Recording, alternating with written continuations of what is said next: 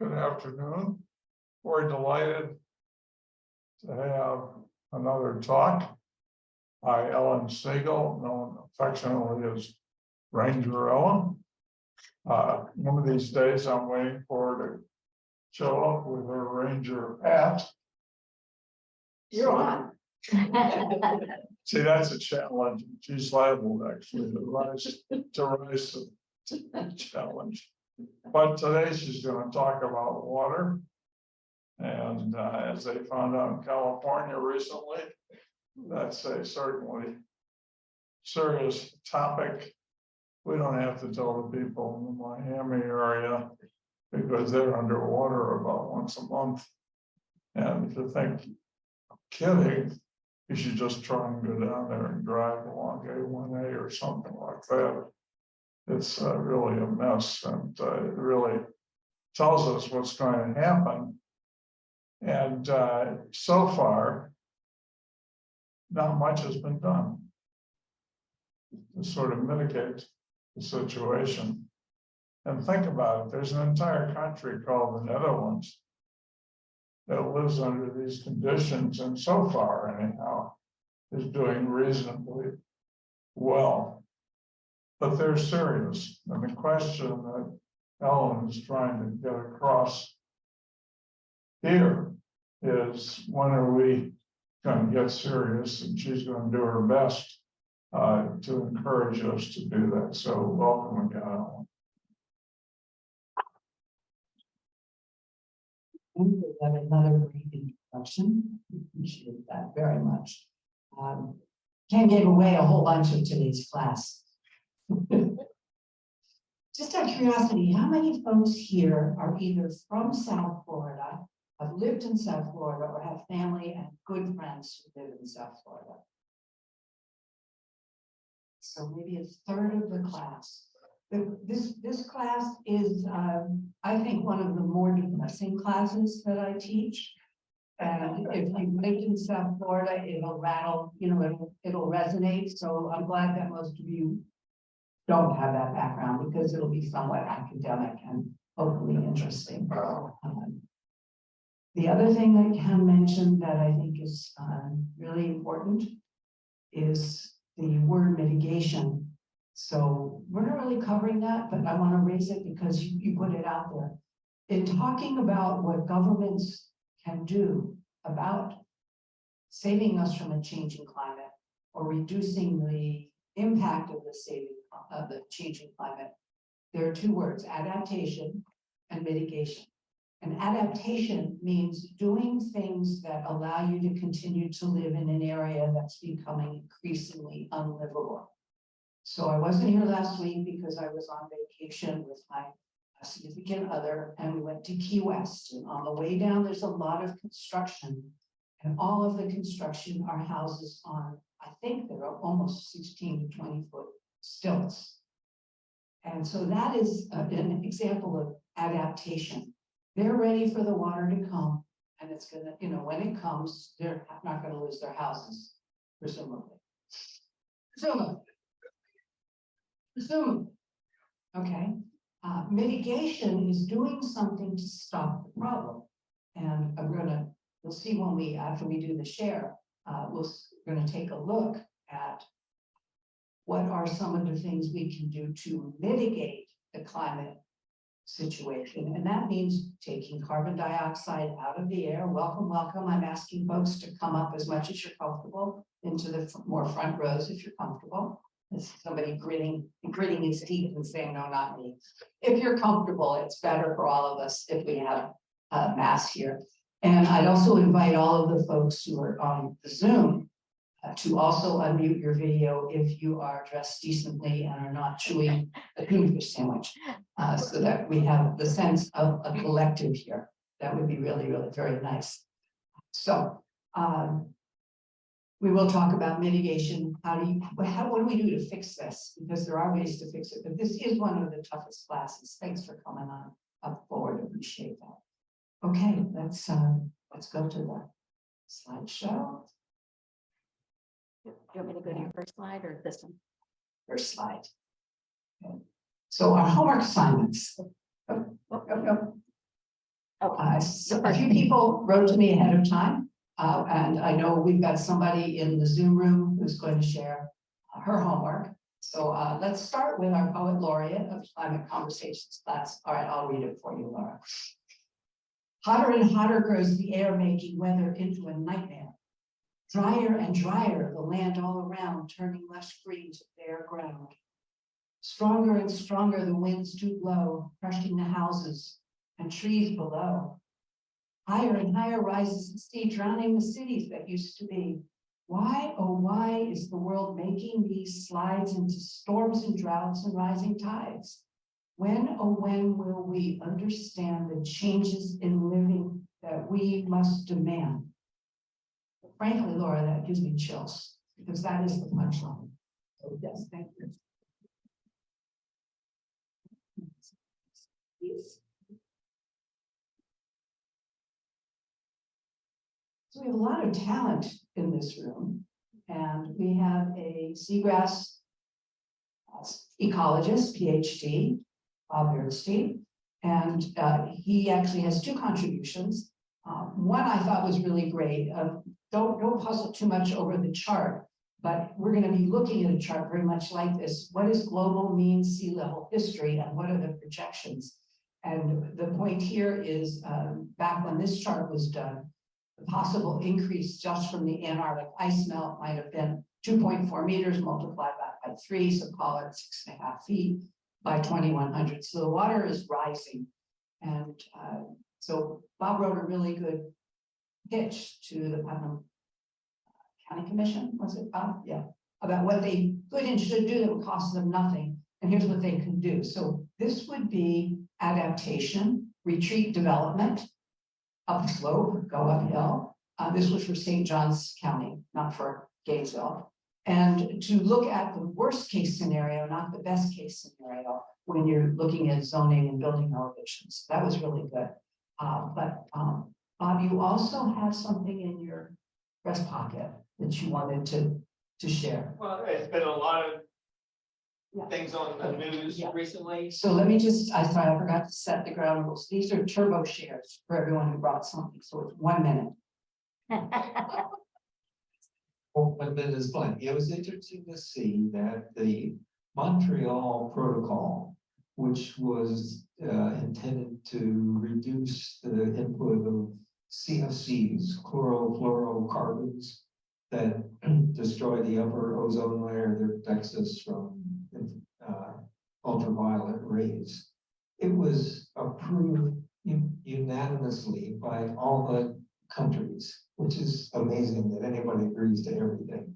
And recently in 2016, the Kigali Amendment also addressed hydrofluorocarbons, HFCs, that are hundreds or perhaps thousands of times as potent greenhouse gases, CO2.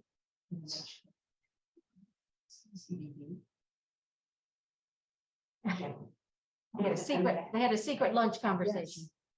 I'm going to add something to the conference that was just held in Montreal. It was called Conference of Parties 15, and it was the Convention on Biological Diversity. And the entire world agreed we should set aside 30% of the planet by 2030, which has been something scientists have been urging for a very long time. So thank you. I love having our own news clipping. Okay. Very good. Time up. Okay, I went to okay. Okay, next slide. Okay, this person wanted to be anonymous. This was their haiku. They also were doing a news clipping, and they're very interested in electric vehicles and batteries. So this was cobalt and lithium batteries by Anonymous. Mining cobalt, clean? Does end justify the means? Toxic waste, the end. And it was based on, if you read The Atlantic, there's an article that Idaho is sitting on one of the most important elements on Earth. And the author of the article is Michael Holtz. We're all in favor of electrifying everything. Right now it requires lithium batteries, and extracting lithium from the earth can leave a toxic wasteland. as well as providing a very clean end by having electric batteries. So thank you. Okay, I'd like to, can we share screen with Melanie Shepman? I did. Okay, good. Okay, Melanie. Melanie's my colleague from the class I took with Dr. Stephen Mulkey, who some of you met. So Melanie, would you mind unmuting and share your homework? Thanks. Hi, everybody. Like Ellen said, we were colleagues in one of Dr. Mulkey's classes. My name is Melanie Shetmans. I'm a sustainability studies student at the University of Florida with minors in agriculture and natural resource ethics and policy and environmental justice and policy. So my homework was to watch an interview that Greta Thunberg has with David Attenborough. And she talks about how we can inspire people to act and what we can do to create action within many different age groups and different types of people. And so I'm excited to share with you guys a glimpse of my point of view, someone from my generation's point of view, really. And I've had extensive coursework with my studies in climate change science, psychology, and environmental ethics. And a common theme in all these classes is looking at and examining how do we get people to take action? What inspires this action?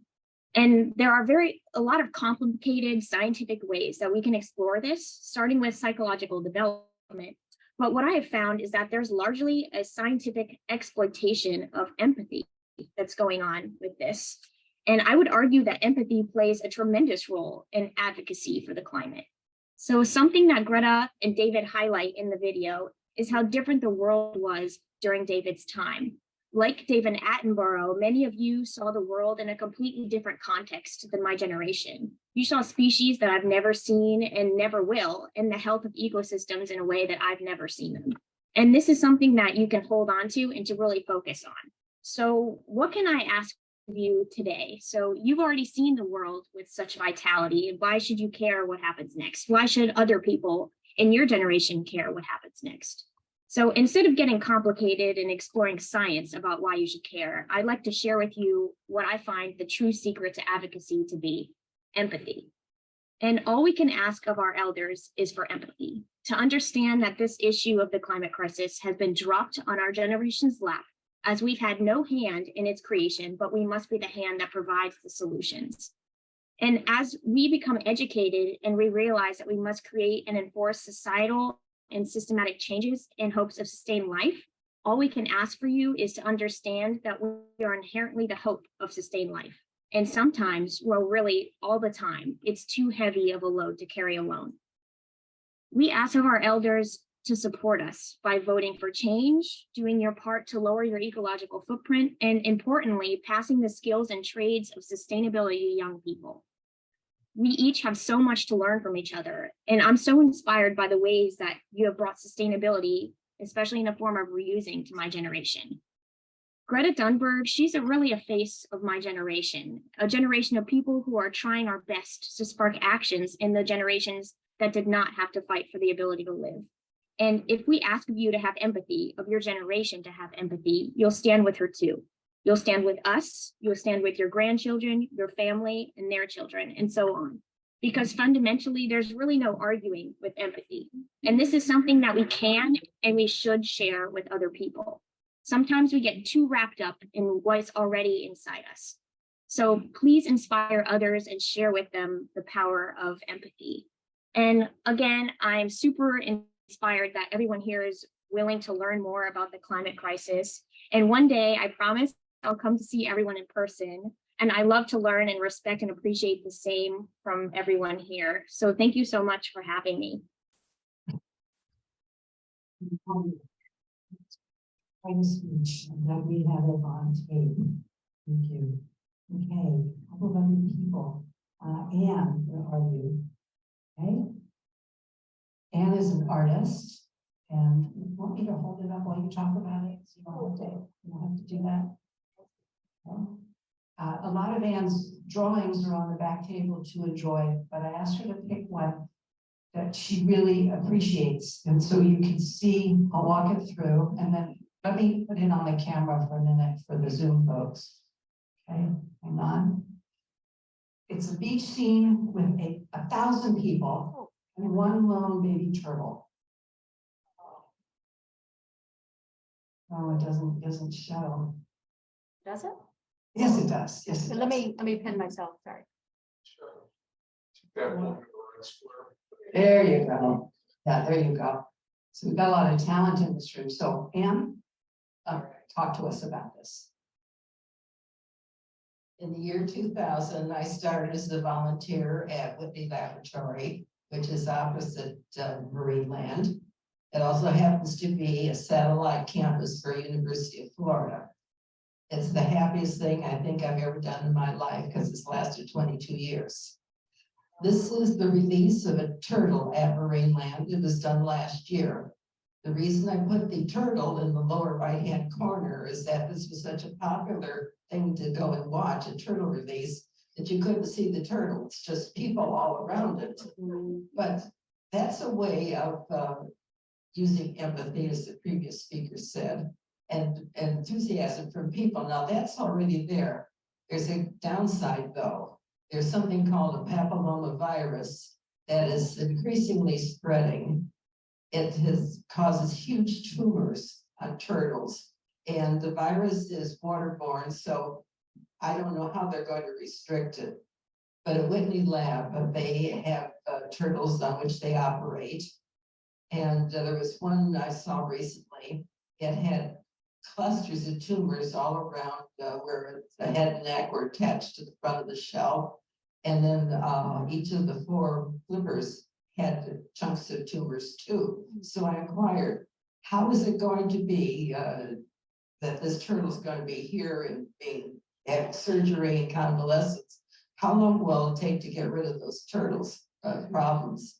And the answer was it's going to take 4 to 6 times the surgery for this one turtle to be free of its tumors before it's released back into the water.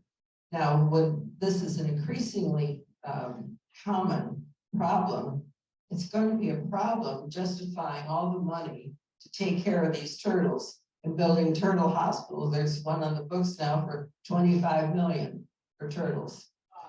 And it's a moot question, I think. This is a very complicated painting.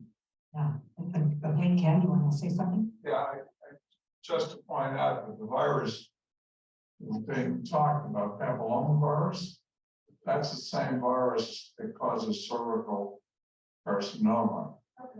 Now humans, fortunately, because we actually, those of us that reported have a vaccine that works very well. But, it's a really big problem. Thank you both. I want to add something about the cost of saving one little thing. You know, the starfish story from Chicken Soup for the Soul, right? Kids walking the beach, there's a bunch of starfish have been washed up on a high tide and they're going to die because they can't go down, right? Got you, Sarah, got you, Kim. And a little boy is going down the beach and throwing them one at a time back in the ocean. And a gentleman walks towards him and says, "What are you doing?" And he says, "Well, I'm saving the starfish." And the gentleman looks and says, "There's thousands of starfish. You can't possibly make a difference." And the little boy says, "Well, it mattered to that starfish." And so this gets to the point Sarah made last week about being a mosquito in the room. Every little bit does help. Okay, I know we have Ken and Sarah. Who else has brought homework? Okay, great. Okay, Ken, Sarah, Anita. Okay? Oh, This Ken. oh, this Ken. Shall I stand up? Of course. Okay. Okay. I forgot to set the timer, so I'm going to give it. Okay, 1 minute? 1 minute. She's like those fast. Yeah, come on up. Okay. Does somebody come up and hit me if I go past 1 minute? Yes, me. Oh. Well, ladies and gentlemen, I'm Kim Hanley. I come here for all these wonderful courses. Thank you very much. First of all, what I'm talking about is an article that came in that called "The Fallacy of Predictions of Doom." Now, what do I have that interests me in this? Well, for many years, I worked as a chemical engineer in industry. Oh, you know, they say, oh, you were one of the polluters. Well, not really, because of my background. I had a background in thermodynamics and physics and all of that. So I got to the point where I figured that all of this carbon dioxide that was going into the atmosphere because of the physics, that was causing us a lot of problems. And that was causing a lot of the problems in the weather. And of course, getting rid of fossil fuels is going to cost us a lot of money, and that's going to cost us a lot of time. Well, anyway, the fallacy in the predictions of doom came in an article in the week that I take to of January. Does that mean I'm done? Sorry, folks. Go ahead. I'm doing, Okay, January. Oh, I have more time. I'm giving you more time because it's interesting. Speak right into the microphone though, so they can, right into the mic. Now can I continue? Yes. Okay, this was the fallacy of predictions of doom was an article by Noah Smith in the week. And what he had to say, and you will pardon me, my vision isn't so good. He says, climate change is too important a problem to leave to the prophets of enviro doom, said Noah Smith. And he quotes biologist Paul Ehrlich, who was in a CBS, yeah, oh, this time I have 13 minutes, seconds. Well, Bottom line. bottom line is that it's difficult to predict the future. That's his thing. I urge you to read this article because predicting it by a straight line is very, very difficult. And there's a lot going on in science. There's so many things that are going on in science nowadays that you can hardly predict it by a straight line estimation. That was the prediction in this. Okay. Excuse me. Thank you Just very a much. pause because this gets to this class. Thank you. This class has a lot of predictions in it, and it gets to the point of we don't really know what the future is. Okay, Sarah. That's right. I know we're taking a lot of time with each other. It's fine. Just keep passing it. That's okay. Okay. A few years ago, I tried to talk a bunch of ladies in my church who were crocheters into making yarn, plastic yarn. We can just pass the bags back around. So I'm in the back. They'll eventually get back to me. I have two models. I have the purse model and I have the beach bag model. But the funny part is I don't crochet, or I didn't crochet, but I couldn't talk any of them into it. They just wanted to make nice, soft baby blankets and crib shawls. So I got them to say the plastic bags. These are grocery bags.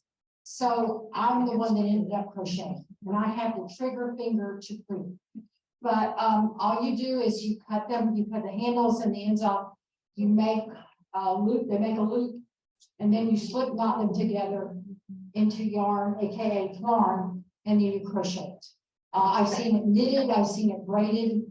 Did I tell you the funny one? Okay, my son said a few years ago, Mom, don't make masks for the homeless. Just make pretty bags and get them in the hands of sexy young college women, and then it'll be a thing. So, and there's a lot of people out there making stuff with plastic. I went on Etsy, and that's cool. What are those things? Coasters. These are made from recycled plastic. There are a lot of people making stuff from recycled plastic. I'll say what I said before. Buy stuff from people wearing the green pants. God is green. Thank you, Sarah. Okay, great. Yeah.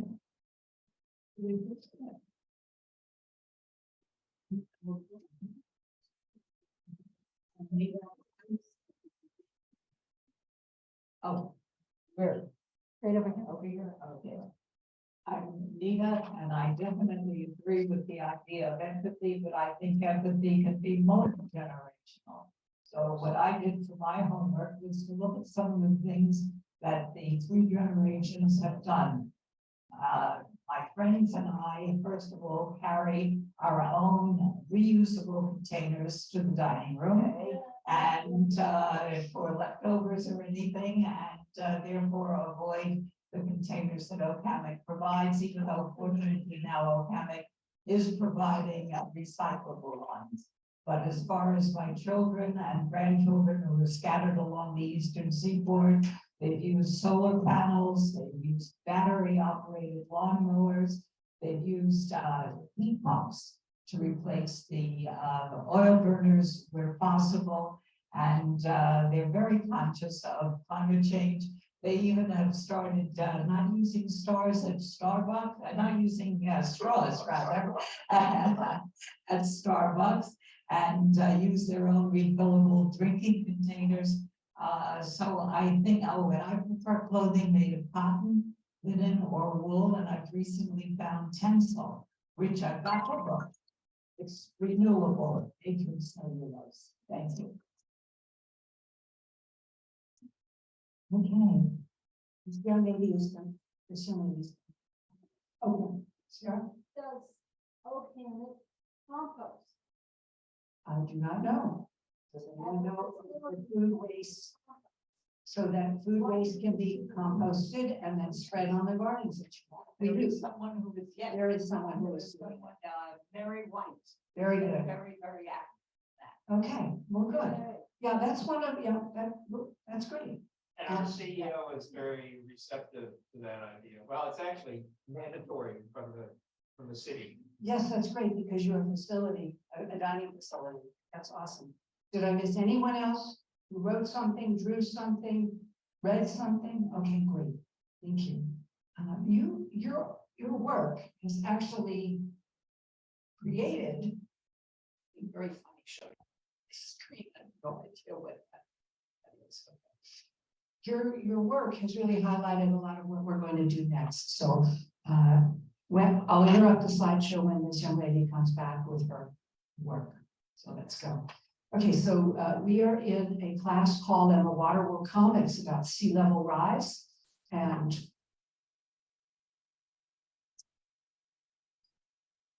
here's what we're going to cover. We're going to review. So I beat it into our heads until you tell me stop already. We got it. We're going to review carbon dioxide, the way it creates heat and where it's going into the ocean. We're going to talk about where's the water going to come from? Like why is it rising? Where's it coming from? We're going to take a look at Florida through sort of prehistory, and then we're going to look at our probable future, which is business as usual. And I love the phrase, what is our probable and almost certain future if we do not change? And that theme has come up in some of what you've been talking about, and it gets to what this Ken said about projections. Projections are not predictions. Projections are not predictions. They are a picture based on science and computer modeling that's extremely robust to say what could happen if we do not change. Okay?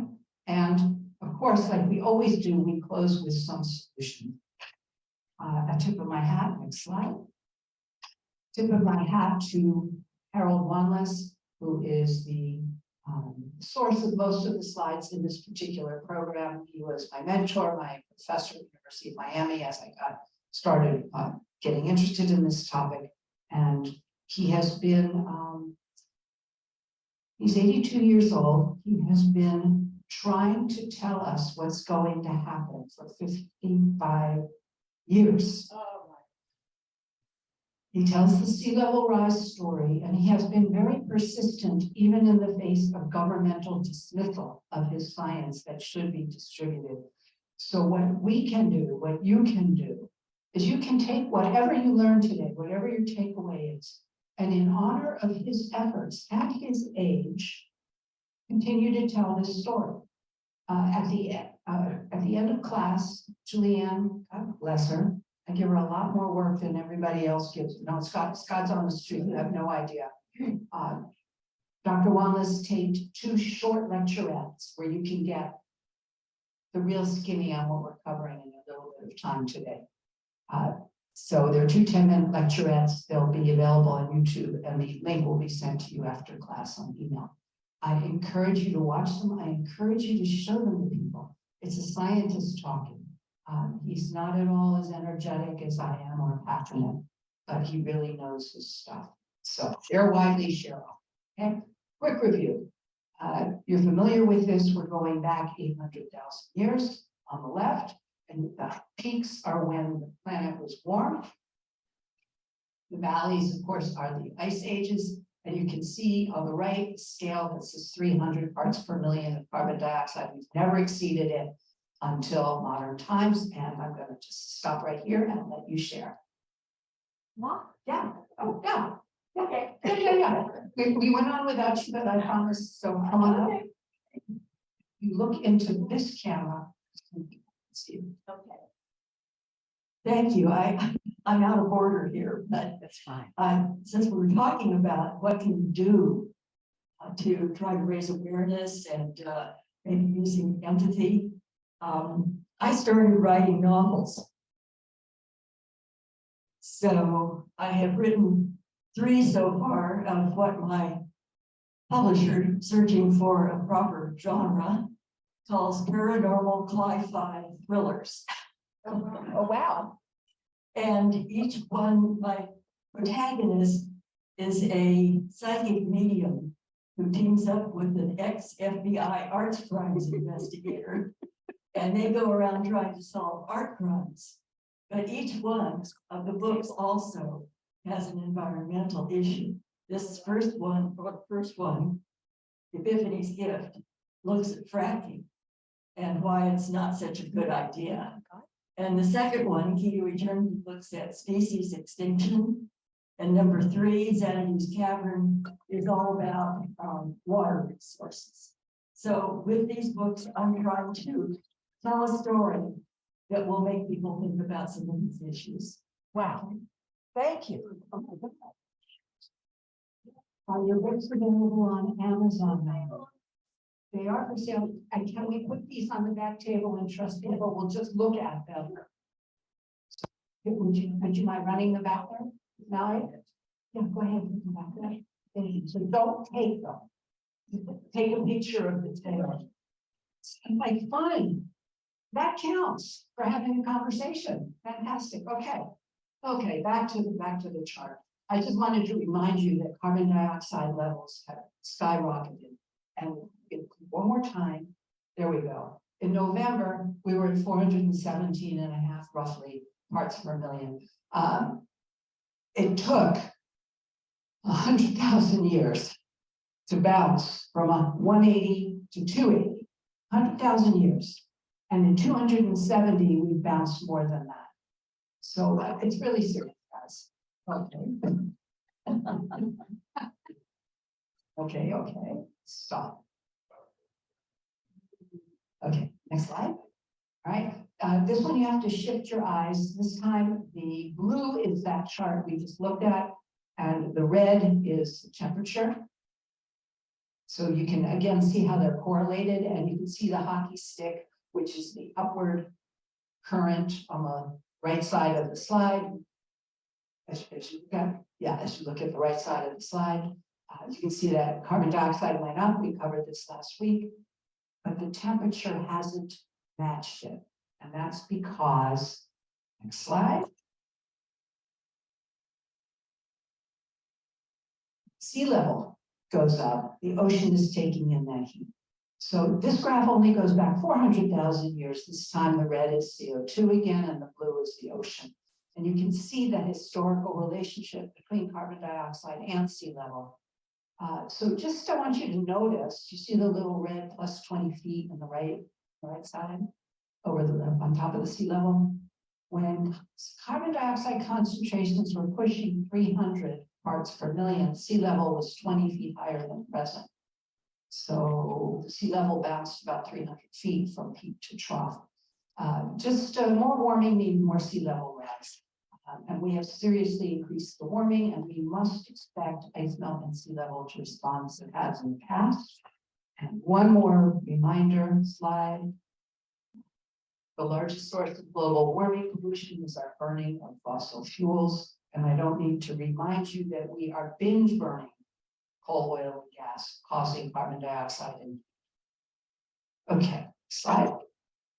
So you remember that 90% of all that heat is going into the ocean. We looked at that with the hurricane slide, with the hurricane program. This chart shows how sea level has changed just in the last century or so. So this is not a projection. This is a report. I also want to point out that this is a global sea level rise. This class is going to look at why Florida has it worse than anywhere else on the planet. You may not know that, and some people in government don't want you to know it. All right, so there's a lot going on in this chart.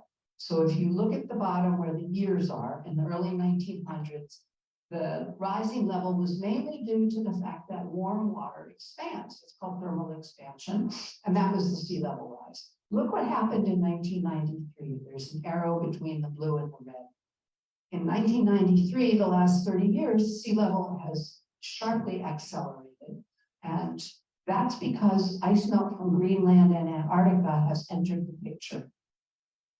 When we ask, where's the water coming from? This melting ice is what you must be aware of. And scientists badly miscalculated how slowly polar ice would melt. The scenario, as they understand it now, is much worse, much faster, and it comes in pulses of melt and not gradually. So the short videos that Julianne is going to circulate to you after class elaborate on these concepts. Dr. Wanless wants us to share them widely, and I hope that you will. So this is Greenland, ice. It's really beautiful.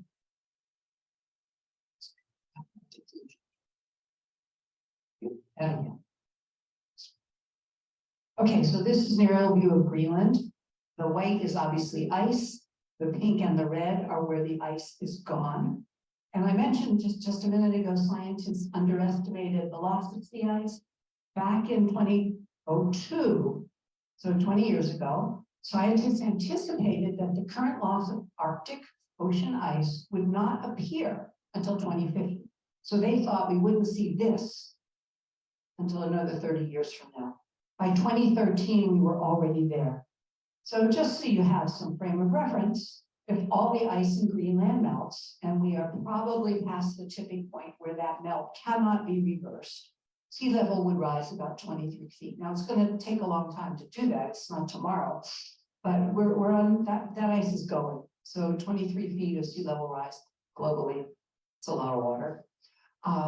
So that you have some phrase to use at your next cocktail party or happy hour. This process is called Arctic amplification.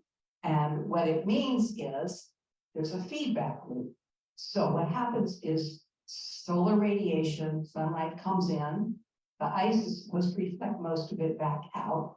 With less ice, darker water, darker land, everything heats up a little more, the ice on top melts a little faster, which leaves more seawater and more land to collect more heat. And so you've got this cycle, they call it a positive feedback loop, which is, you'll hear that when you read that, but it's definitely not a positive thing. The faster the ice melts, the warmer land and sea become, and the warmer land and sea become a fast rate, faster, faster, faster, faster. So that's not good. Slide. Okay, so I want to dive into the picture of what's going on in Greenland. So the picture on the left is a photograph Hal took. It's kind of a down, it's like a waterfall. So things melted on the top. Things melted on the top of the ice sheet, and that river is cutting down, down, down through many, many, many, many thousands of feet of ice, and it's called a moulin. And then the graph, the little cartoon, illustrates what's happening. When I saw this cartoon and heard Hal Wanless discuss it, I immediately remembered helping my mom defrost our freezer when I was a little girl. You open the top of the refrigerator, you will all remember this. And if you didn't stay on top of it, there's like an inch or two of ice on the bottom and the sides of the freezer. Remember this? Yeah, okay, got some nodding. So my mom would take a tea kettle, boil the water, and pour the water kind of on the edge and on top. And then she would take a spatula and she would try and loosen the sheet from the bottom of the freezer. And the hot water would also melt, kind of what we see here on the glacier. So I got it.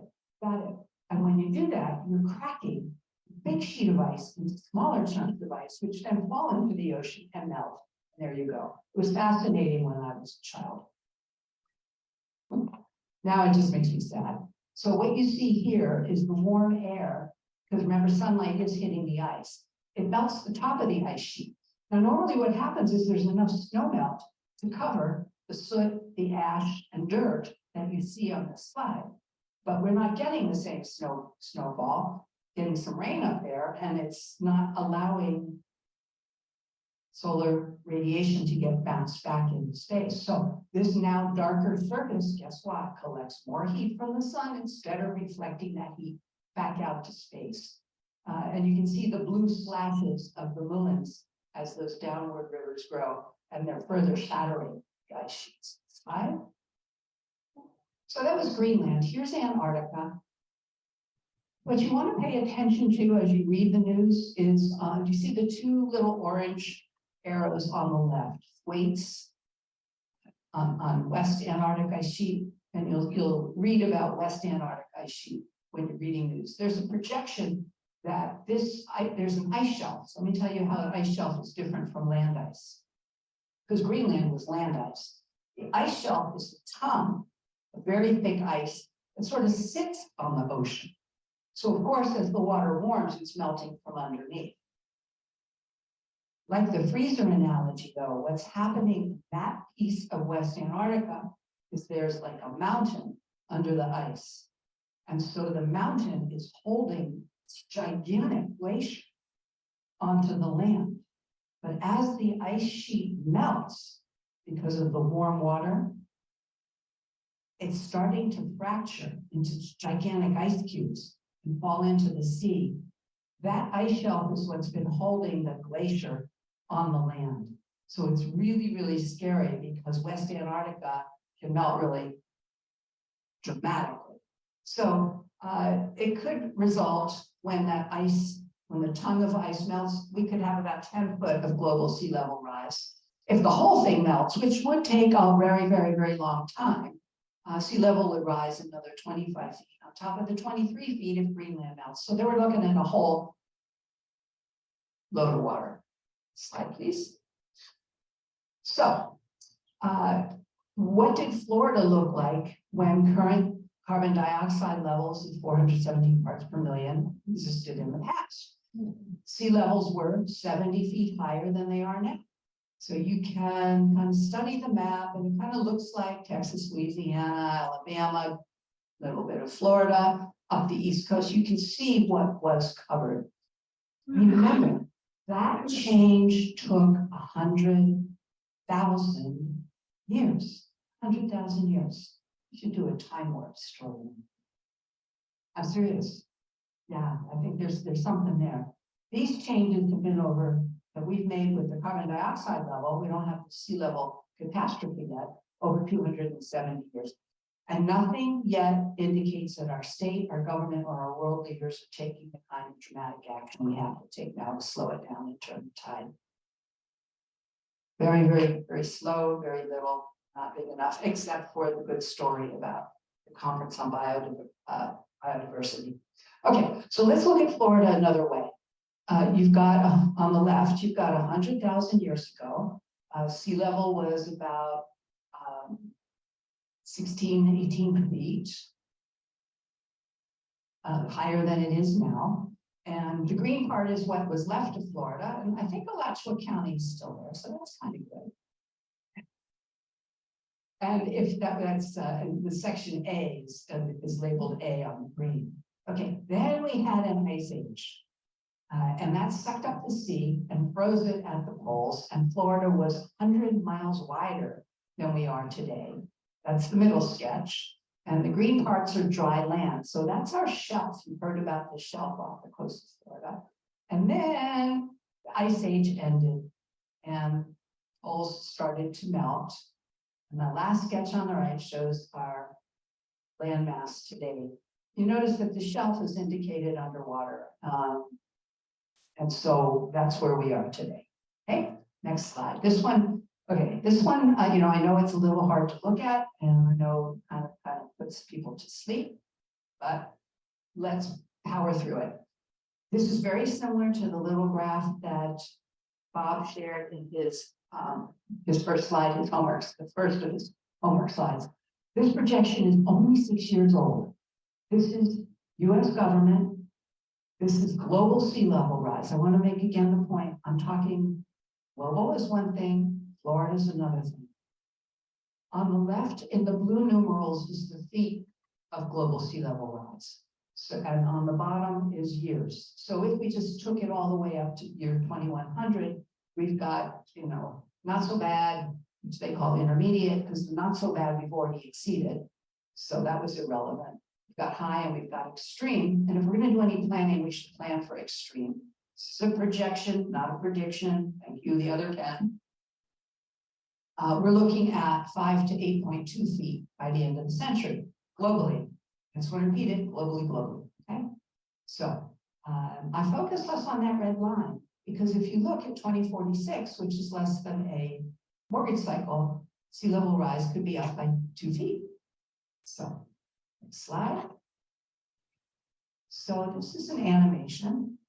You can catch Florida disappearing, and it'll come around. There are literally 4 causes of sea level rise that impact Florida. So you just watch this, it's kind of neat. The darker white lines are the Gulf Stream and the Atlantic Meridional overturning current, and the lighter lines are the colder water coming south. And you'll notice that the currents circle the globe. And we have that in our first class with a very quick carbon cycle little video, but here's a little bit longer chance to look at it. So when you're looking at sea level rise predictions, you have to look regionally, not just globally. So we've looked at thermal expansion, we've looked at melting ice. What's happening in Florida is that dark white Gulf Stream current is slowing down. It's slowing down for reasons that we don't have time today to get into. It's slowing down because a lot of cold water is flowing into the North Atlantic and stopping the turning of the currents. So we have the slowing of the Gulf Stream. Now, here's what's cool. If you had a bucket of water and you swung it like this, pretend it's the earth spinning, that's what I'm imitating. Bucket of water, spinning the bucket. One side of the bucket is going to have the water higher than the other side. Can you envision? Okay, that's what's happening. The earth is spinning, and the Atlantic Ocean, which hits us and the Bahamas, is being spun towards the Bahamas. So the Bahamas sea level is actually 3 feet higher than Miami-Dade sea level. Okay, yeah, I know, unbelievable, right? So if we're ground zero, they're ground zero plus 3 feet of sea level.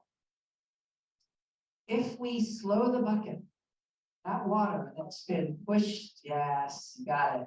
You got it. I see it. The light bulbs are going off. As the Gulf Stream slows down, that water is being sloshed back to South Florida.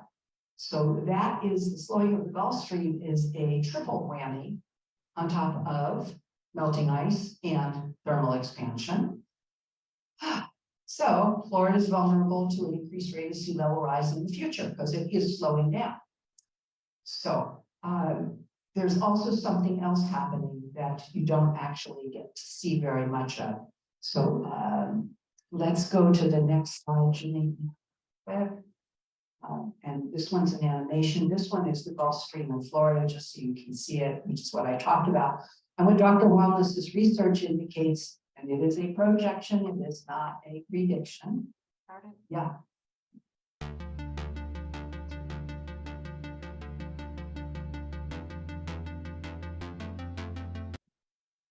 It's a real short animation, but it shows you how close the Gulf Stream is to Florida, and it's keeping a lot of the Atlantic Ocean away from us.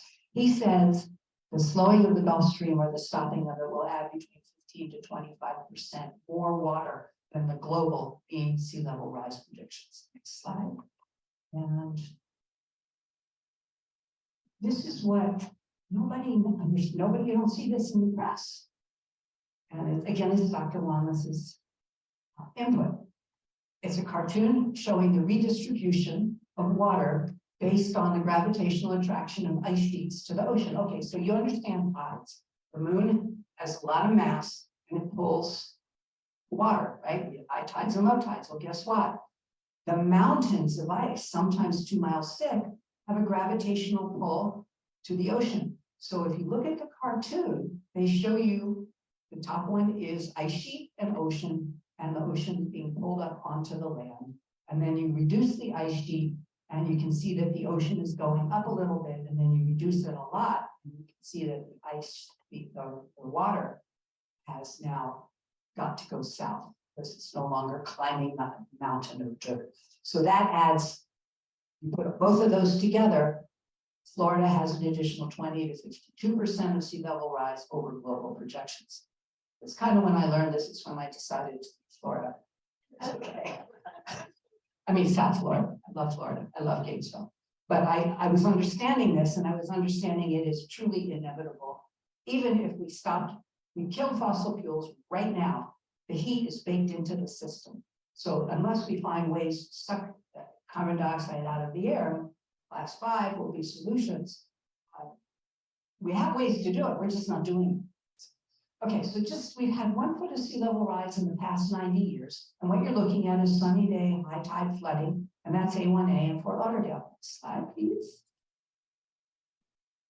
The maps and projections we're looking at are not taking into account hurricane storm surges and their effects. And this was Nicole, and this is Volusia County. So currently FEMA and insurance companies do reimburse folks to rebuild.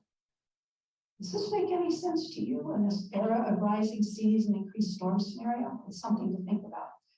And why am I pounding on South Florida? Because we live in Gainesville, so what's it matter to us? You know what it matters to us. We're going to have waves and waves of climate refugees. I'm just one, I'm part of the trickle. Okay, next slide.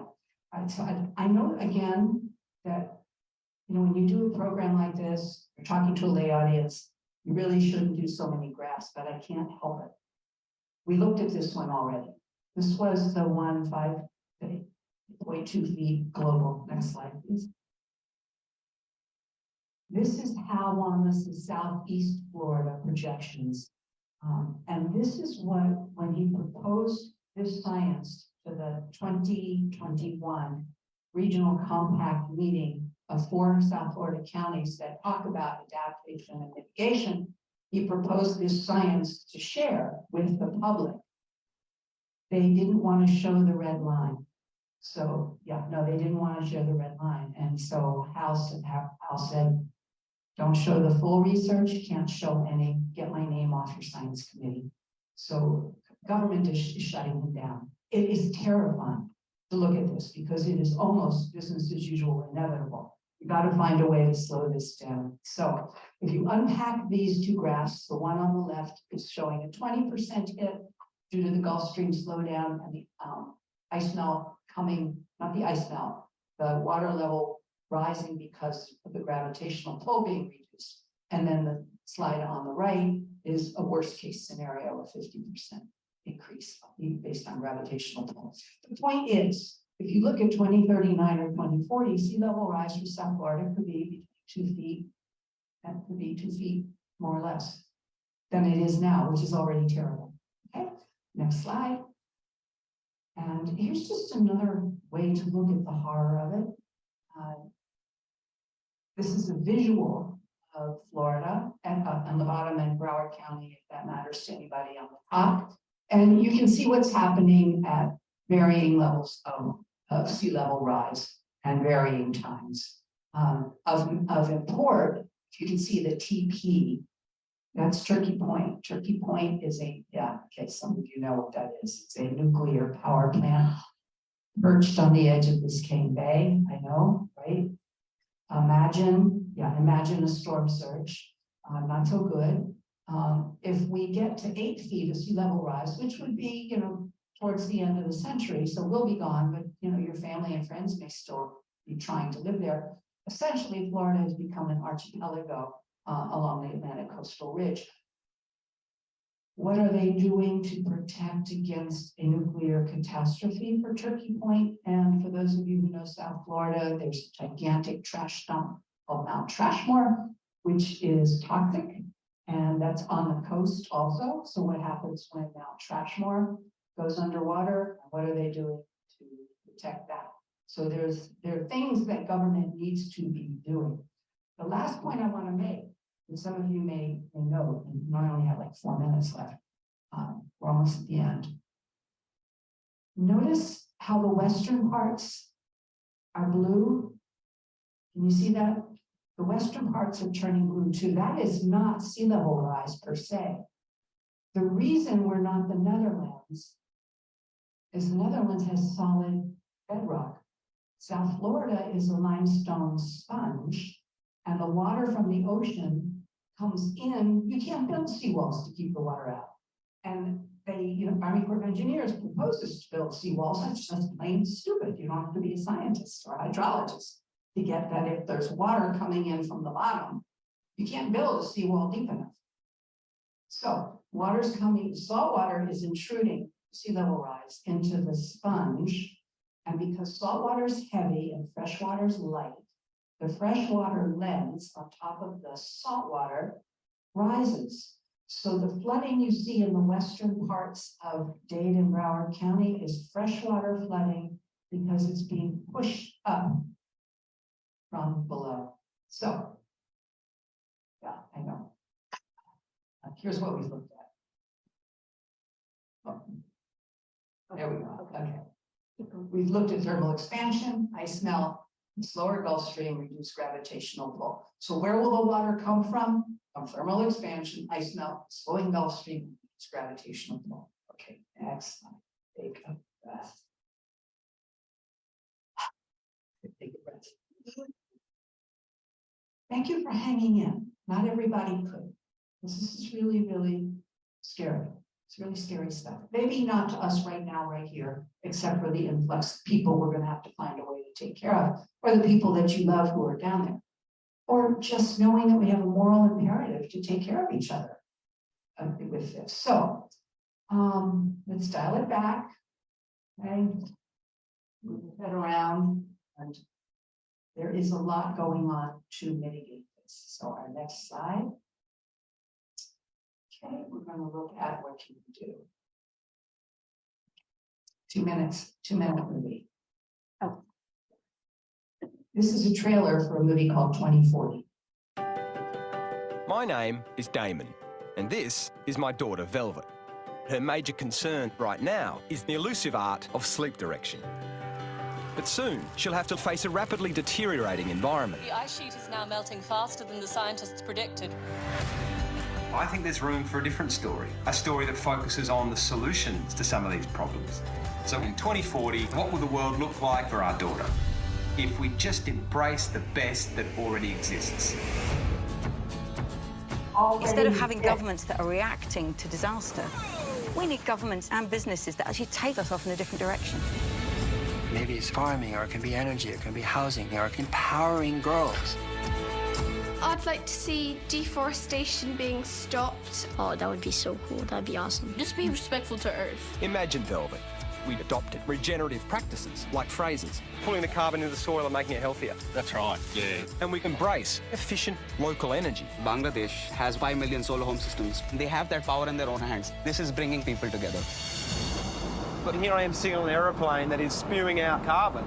You can't help but be a hypocrite because our entire system is built on fossil fuels. What were you guys thinking? Well, sometimes we weren't.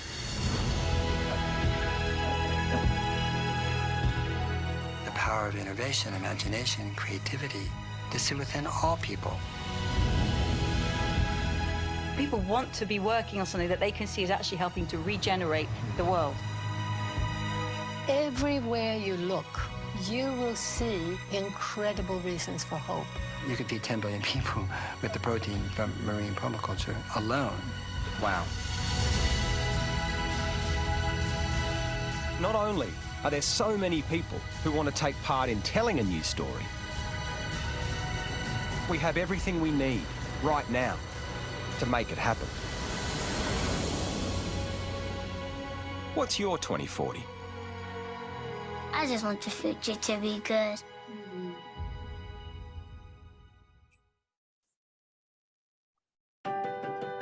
My name is Dave.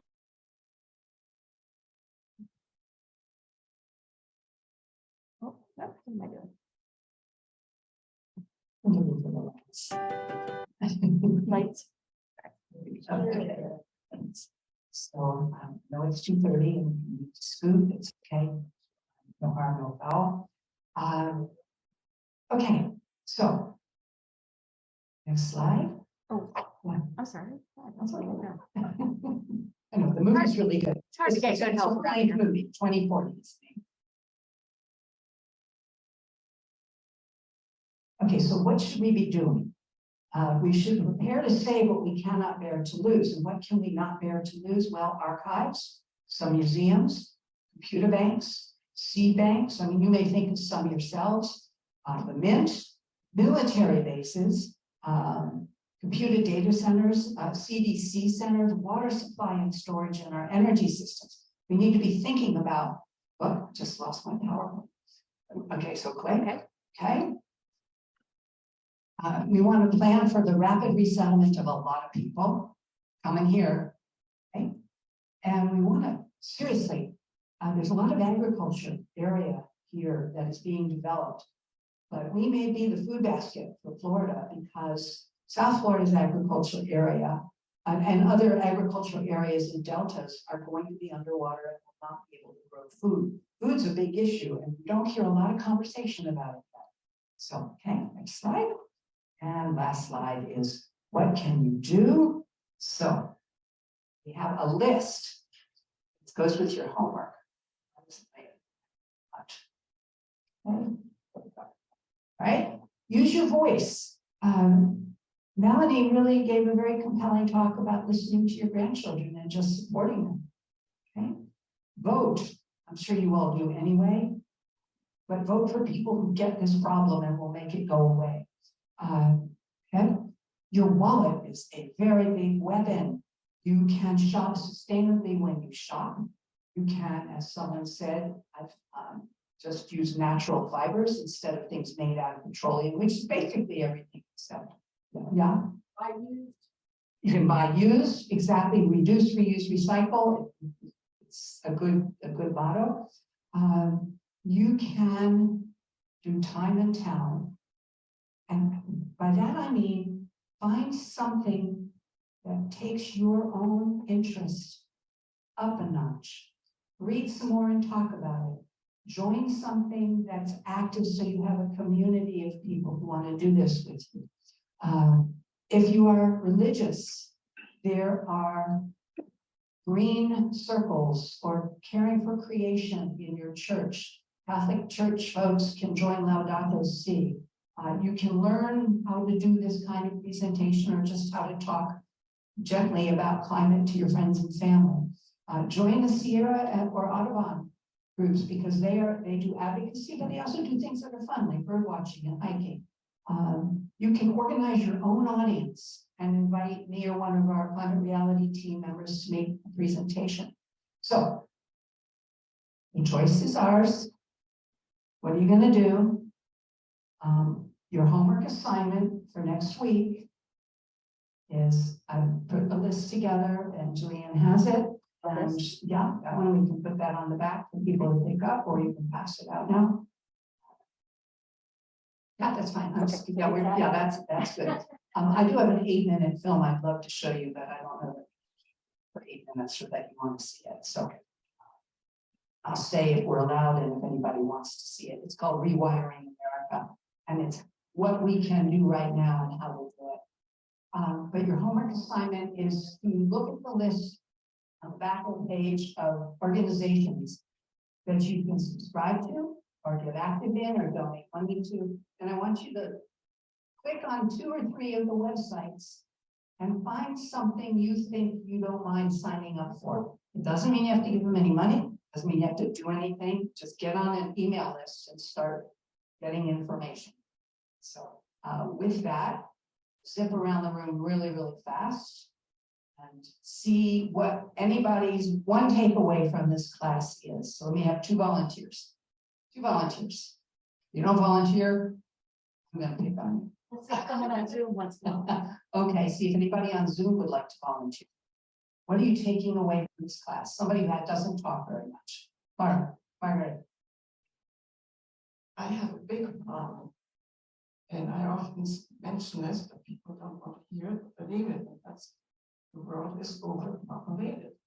And I wrote a letter to a president that the world has to decrease population. And never heard again. Okay, so Margaret points out she's got a problem. She's trying to write a letter to the president about overpopulation. When we get to class 5 on solutions, we will address overpopulation. And the best answer to that is not mandating, it's educating girls and women. Because women with an education have less children and have them later. So it can be done. Okay, good. Oh, we've got someone. Thank you. Member Audubon. Okay. All right, so Susan's a member of Audubon. What are you taking away from this class? Oh, I thought a lot of things that interested me. Can you pick one? Oh, well, I was just thinking about years ago, when we shot the Cross Canal. I was a member of that women's club down there in Miami, and we did a lot of wonderful things. So you took the idea of getting active again in community activists. I'm putting words in your mouth, but maybe you will do that. Anybody else take away from class? Okay, yeah. Just that I need to learn much more. Okay, so you're gonna actually take that this seriously. Good. I want to thank you all. And are we allowed to stay for 8 minutes for anybody who wants to watch it? I can start it. You have to go. Understand. What do I do to stop? So it was on the PowerPoint? Is that what it is? It's in the PowerPoint, and it's slide after the slide, and folks on Zoom, if you'd like to stay, this is a really, really good film. Just have to cue it up. Okay, here we go. When you're done. This will end. How long is it? This is 8 minutes. It's really, really good. And then we can stop. Will do. But there are people who have thought about what it might look like to decarbonize by 2050. And to understand that, it helps to get a picture of where America's energy comes from and where it goes. Sorry, my son nearly stepped on a snake. Do you want to say hi? This is Saul Griffith. He's a physicist and an engineer, but this is how Dave describes him. Probably the person who knows more about energy as it's used in the United States than any other human being. A few years ago, Saul decided to make a model of America's energy use. He ended up reading basically every available piece of data from the Energy Information Administration, Department of Transportation, National Highway Transit Authority, the Census Bureau of Labor Statistics, and NOAA. And so we pull all of those together to build a very comprehensive picture of the US energy economy. That picture of the US energy economy, it looks like this. If you're just looking at the whole thing at once, it just looks like a big pile of spaghetti. It's hard to make sense of, but it just traces energy, every unit of energy. How does it enter the economy? How is it used throughout the economy? This kind of chart is called a Sankey diagram, and it's easier to understand in 3 sections. These columns here on the left are the sources of all the energy used in the US, like natural gas, coal, solar, wind, nuclear, and oil. This column in the middle is what those energy sources get converted into. So a lot of it becomes electricity. Most oil becomes the fuel we use for transportation. And here you can see how much natural gas energy is being used to generate electricity versus being used directly to power things like cooking stoves.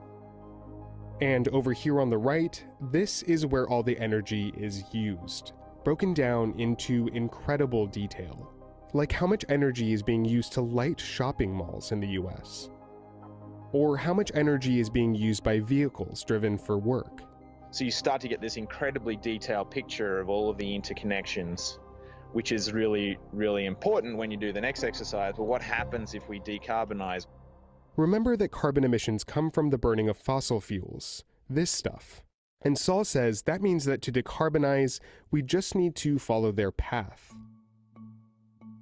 The first place that leads you is here, with electricity and the energy we use to generate it, the majority of which in the US comes from two kinds of fossil fuel, natural gas and coal. If the US wants to decarbonize, it needs to stop getting electricity this way, and to replace it with other decarbonized energy sources. That means coal power plants, gone. Gas power plants, gone. All electricity would come from renewable sources: wind, solar, geothermal, hydroelectric and biomass, or nuclear energy. Decarbonizing the way we get electricity would be a huge investment, but it would also only eliminate 20% of emissions. And that's because electricity and energy are not exactly the same thing. That doesn't solve the vehicle's emissions. It doesn't solve your heating emissions from using natural gas or fuel oil in your basement. All these other parts of the economy draw their energy directly from fossil fuels. Like transportation, we use oil for fuel. And commercial and residential buildings, where we use gas and oil for heat. But Saul says there's a kind of elegant solution to this. You decarbonize these sectors by switching their energy source from here to here. Make all of it electric. Because we already have almost all the technology we need to do it. Heat pumps, batteries, electric vehicles, wind turbines, nuclear power plants, is we know that can work. We know we can do electric cars. We know we can do electric heat for nearly everything. It's all, in the end, just about machines, right? We got a bunch of machines that use fossil fuel energy. We need to replace them with machines that use clean electricity. And so it really just comes down to a matter of industrial capacity. How fast can you build machines? There are some things we'd have a harder time decarbonizing. Air travel will rely on fossil fuels until alternative technologies get better. And things like steel and concrete are really hard to manufacture without fossil fuels. But if we decarbonized as much as possible with the technology that we have now, it would end most of the US's carbon emissions. This chart shows the country's carbon emissions broken down by economic sector. If electricity, residential, commercial, and transportation were mostly decarbonized, you'd have solved a lot of the problem. All of this would be a huge undertaking. And it needs to happen fast. Saul's research modeled different scenarios for the transition from fossil fuel-based machines to electric ones, from a market-driven transition to carbon taxes, to a much more direct and heavy-handed approach that would replace our machines with their electric counterparts very quickly. And he found that because we've delayed action for so long, none of these slower approaches will be enough. If you went back to 2000 and started then, you could just put like a modest carbon tax in place and it would have just eased us down over the course of 30 years or whatever. But emissions kept rising and rising and rising. So now to get where we need to go, they gotta fall off a cliff, and that means zero delay. We're just talking about a level of industrial mobilization that none of us alive have seen. It would look like what FDR did to prepare the US for war. Literally every single solitary fossil fuel machine that goes out of service is replaced by a clean energy alternative. Every furnace, car, factory, name it. Nearly everyone is buying an electric vehicle. Nearly everyone is buying rooftop solar. Nearly every new power plant that comes online is industrial scale solar or industrial wind. We need that level of effort to do a lot better than 2 degrees. All of recorded human history has happened within an era of relative climate stability. An era that's about to end. But we still have control over what comes next. And the global effort that'll require hinges in part on what the US decides to do.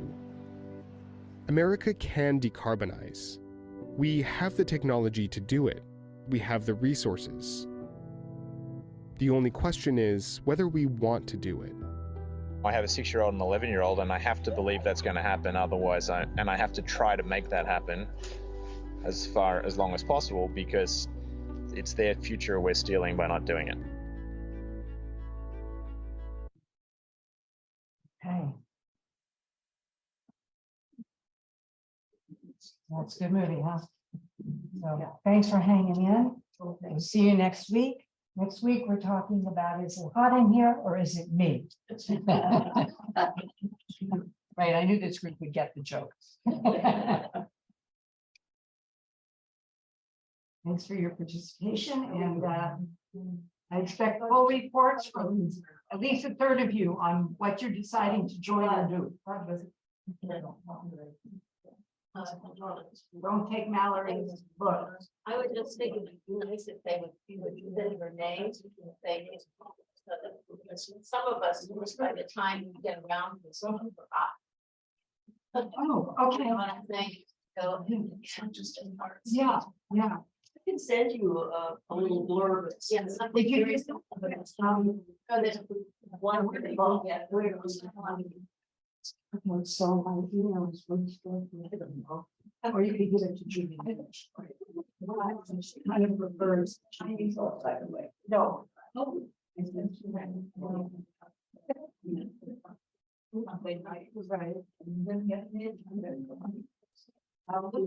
Regional stuff. But I thought maybe they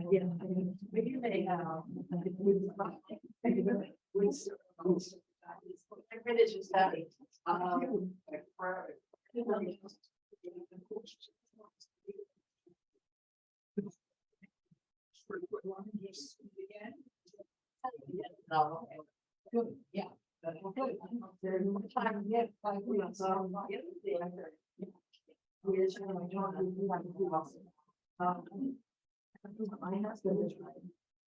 collaborators, which was to them, there was a group experience, and then we had considered all about this. No, so it's been hard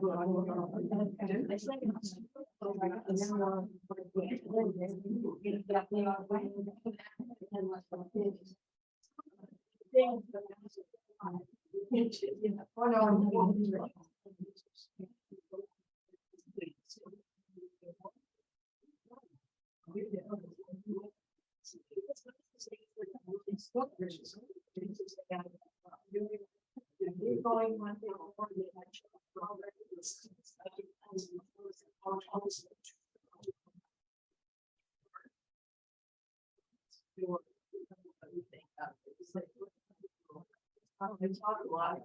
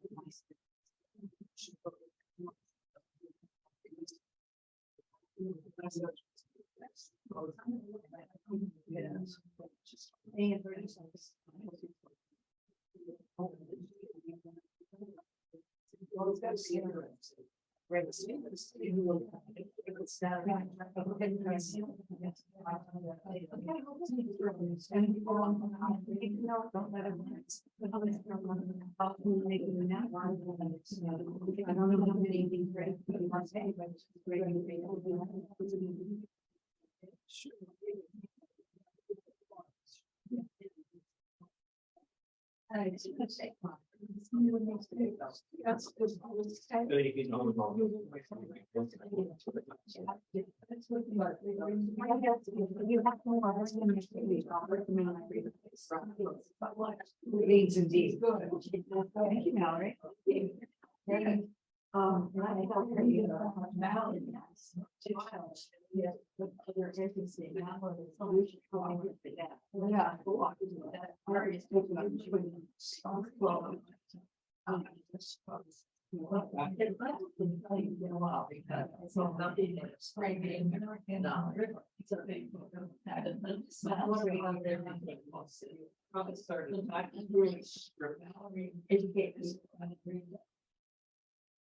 I thought I realized you were meeting with the book club.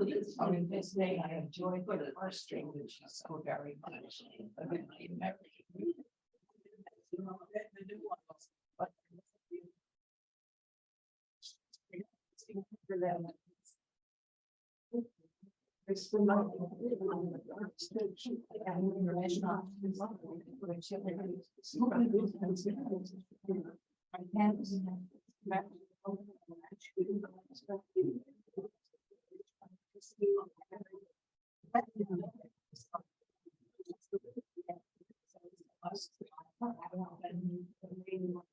Situation. That's a long.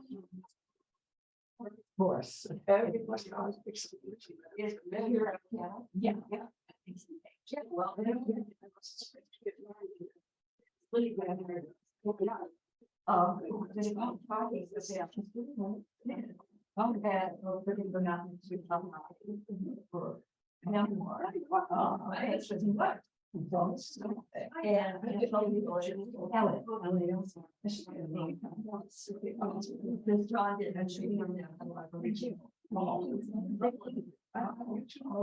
just like the chat.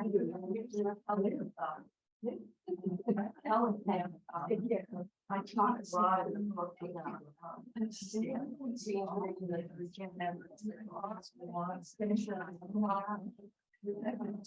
So that's. I like to talk about famous fjord.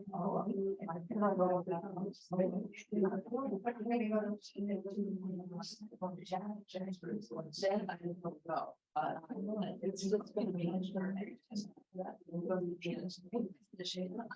I know.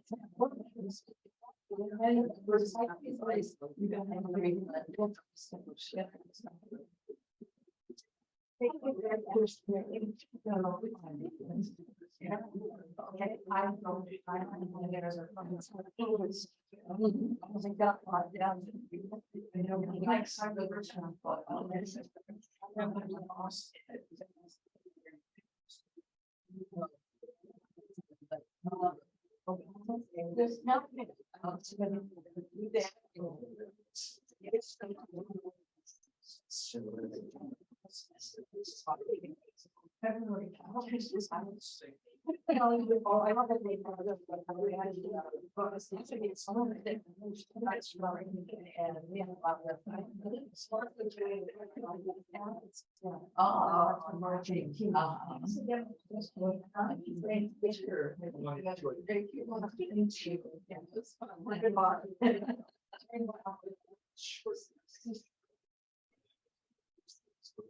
As a Siegel, Oh,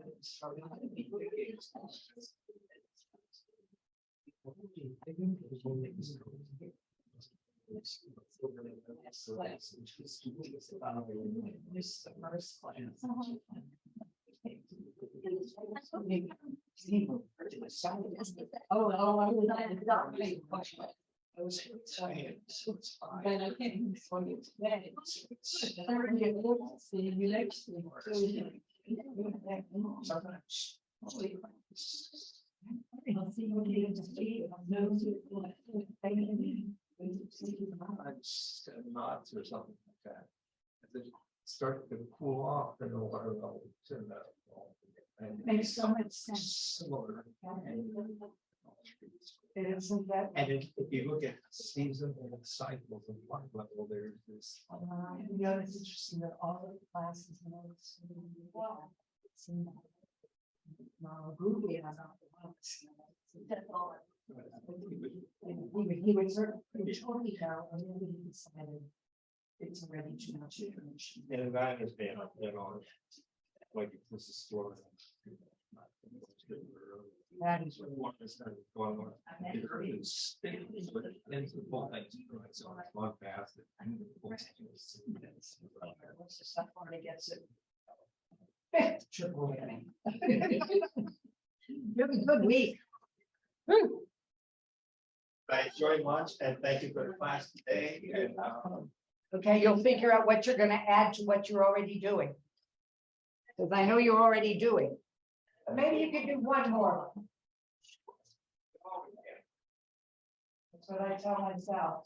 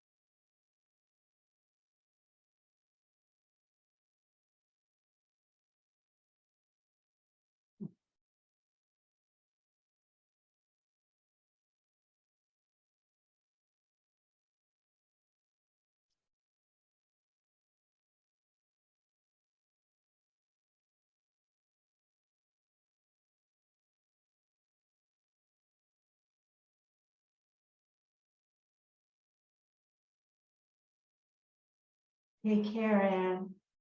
You too. Looking forward to next week. Thank you.